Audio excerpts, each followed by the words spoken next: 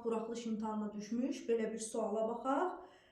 Deməli, sinifdə 24 şagird var. Bu şagirdlərdən iki növbətçinin neçə müxtəlif üsulla seçmək olar? Uşaqlar, buna aid bir neçə izahlar paylaşmışdıq səhifəmizdə. Gəlin baxaq. Baxın, kombinizona aiddir. Deməli, S24-dən 2. Diqqətlə baxın. Kombinizonun düsturunu biliriksə, bu sualı da həll edə bilərik. Kombinizonun düsturu SNK bərabərdir. N faktorial bölünsün K faktorial, N minus K faktorial.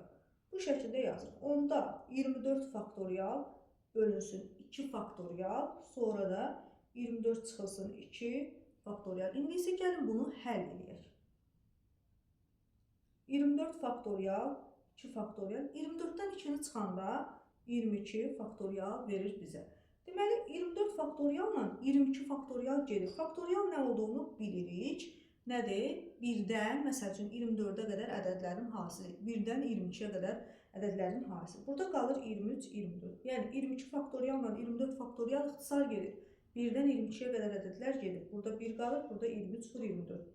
23 vur 24 böl 2 faktorial. 2 faktorial da elə 1 vurulsun 2 deməkdir.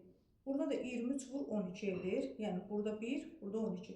23'ü də 12'yə vursaq bizə verir 276-nın cavabımız olur 276.